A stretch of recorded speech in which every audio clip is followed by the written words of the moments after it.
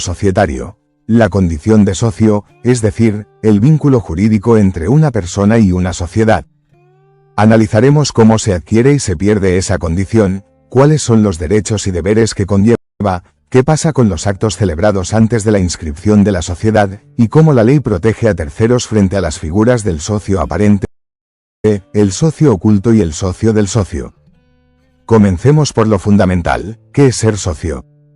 El socio es aquella persona que, mediante un aporte económico, en bienes o incluso en industria, integra una sociedad y participa activamente de su vida jurídica y económica. Esta condición jurídica le otorga un conjunto de derechos y obligaciones. Ser socio no es simplemente figurar en un contrato, es tener participación real, con impacto tanto en lo patrimonial como en lo institucional. Según la Ley General de Sociedades, la condición de socio puede adquirirse por diversas vías. La primera y más común es a través del contrato social, es decir, participando en la constitución de la sociedad. Quien firma el contrato fundacional y realiza un aporte válido se convierte en socio desde la inscripción de ese contrato en el registro público. Pero también es posible adquirir la calidad de socio con posterioridad, a través de actos entre vivos o incluso por disposición judicial. Los actos entre vivos pueden ser onerosos, como la compra de acciones o cuotas sociales, o gratuitos, como la donación. En el caso de la donación con cargo, es decir, aquella en la que el donatario asume una obligación como contrapartida, la doctrina la sigue considerando gratuita, porque el cargo no equivale a una verdadera contraprestación. Otra forma es por sucesión hereditaria. Cuando un socio fallece, sus participaciones integran su patrimonio hereditario y pueden ser adjudicadas a sus herederos, quienes pueden incorporarse a la sociedad si el tipo societario lo permite, o bien cobrar el valor de esas participaciones si no están autorizados a ingresar. También se puede ingresar como socio por resolución judicial. Por ejemplo, en una ejecución forzada, si un acreedor embarga y remata las acciones de su deudor, el comprador en remate se convierte en el nuevo socio. O en un concurso preventivo, si el deudor propone pagar sus deudas entregando participaciones societarias, y el acuerdo es homologado judicialmente, los acreedores pasan a ser socios. Ahora bien, así como se puede adquirir la condición de socio, también se puede perder. Esto ocurre cuando la persona deja de tener un vínculo jurídico válido con la sociedad. La pérdida puede originarse en actos voluntarios, como la venta o donación de las participaciones, o la renuncia del socio, si el estatuto y el tipo societario lo permiten. También puede producirse por hechos, como el fallecimiento. En algunos tipos societarios, esto implica automáticamente la liquidación de su participación. En otros, los herederos pueden continuar como socios. Otra causa de cesación es la exclusión judicial por justa causa, prevista en el artículo 91 de la Ley General de Sociedades. Esta medida excepcional se aplica en casos graves, como incumplimiento reiterado de aportes, competencia desleal o comportamientos contrarios al interés social. Solo procede en los tipos societarios que lo prevean, y siempre requiere una resolución fundada. También se pierde la condición de socio si la sociedad se disuelve y liquida. En ese caso, cesan todos los vínculos societarios, salvo el derecho de cada socio a percibir su cuota de liquidación. A continuación, veamos los derechos y deberes que integran la condición de socio. Comenzando por los deberes, el principal es el deber de aportar. No puede haber socio sin aporte.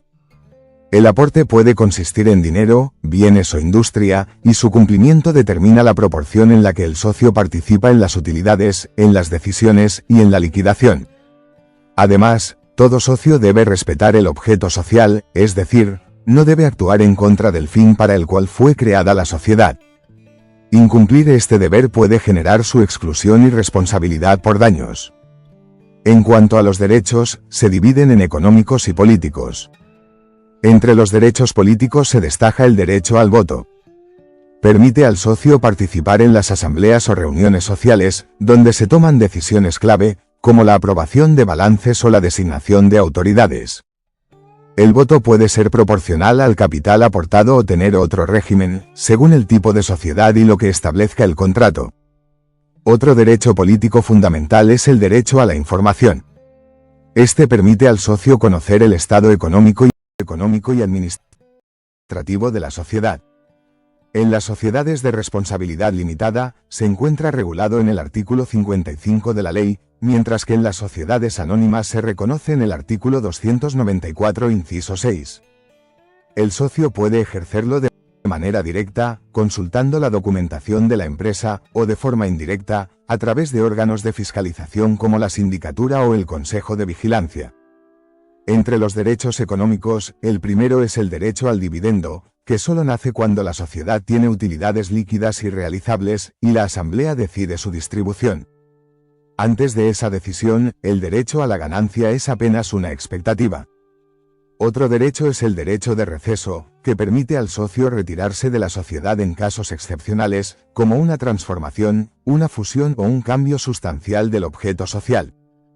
Este derecho incluye la devolución del valor actualizado de su participación, según el último balance aprobado. También está el derecho a la cuota de liquidación, que se ejerce cuando la sociedad se disuelve y liquida. El socio tiene derecho a recibir su parte del remanente, una vez que se hayan pagado todas las deudas sociales. Además, existen los derechos de preferencia y acrecer, fundamentales para proteger al socio en caso de aumento de capital. El derecho de preferencia le permite adquirir las nuevas acciones o cuotas antes que terceros, para mantener su porcentaje de participación. El derecho de acrecer le permite adquirir las participaciones que no hayan sido suscriptas por otros socios. Ahora bien, la Ley General de Sociedades prohíbe ciertas figuras que pueden poner en riesgo la transparencia del régimen societario. Estas son el socio aparente, el socio oculto y el socio del socio. El socio aparente es quien se muestra ante terceros como integrante de una sociedad, sin serlo jurídicamente. Esta conducta puede inducir a error a quienes contratan con la sociedad, confiando en esa apariencia.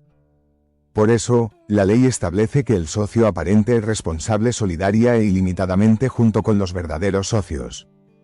El socio oculto, en cambio, es quien participa internamente de la actividad societaria, pero no figura en el contrato ni en los registros. Esta figura también está prohibida. La ley impone la misma responsabilidad a quien actúa en la sombra que al socio que da la cara. Finalmente, el socio del socio es quien celebra un contrato con un socio para participar indirectamente en las ganancias de la sociedad, sin ningún vínculo jurídico con ella. Por ejemplo, alguien que pacta con un socio recibir la mitad de los dividendos que éste cobre. Esta figura fue derogada porque genera confusión y no otorga derechos frente a la sociedad. La ley también establece reglas claras sobre la relación entre los socios y los terceros. Según el artículo 28 de la Ley General de Sociedades, los socios adquieren derechos y obligaciones frente a terceros desde la inscripción de la sociedad. Los actos celebrados antes de ese momento no obligan a la sociedad, salvo que ésta lo ratifique expresamente luego de constituida. El artículo 29 señala que, si la sociedad no asume esos actos previos, la responsabilidad recae exclusivamente en quienes los realizaron. Por ejemplo, si una persona firma un contrato en nombre de una sociedad que todavía no fue inscripta, y luego la sociedad no lo convalida, esa persona responde con su propio patrimonio. El artículo 30 establece que, si la sociedad inscripta asume esos actos anteriores, responde como si los hubiera celebrado por sí misma. El artículo 32 aclara que, en todo momento, debe dejarse constancia de que la sociedad está en formación, para no inducir a error. El artículo 36 establece una limitación importante. Quienes actuaron en nombre de una sociedad de hecho irregular, no pueden luego invocar su nulidad para eludir las consecuencias de sus actos. En otras palabras, nadie puede aprovecharse de su propia conducta irregular. En conclusión, ser socio de una sociedad implica un compromiso legal, económico y moral. Implica asumir deberes esenciales, como aportar y respetar el objeto social, pero también otorga derechos fundamentales, como participar en decisiones, recibir dividendos y proteger la propia inversión. La ley protege a los verdaderos socios, pero también a los terceros, sancionando las simulaciones y la falta de transparencia. Comprender esta red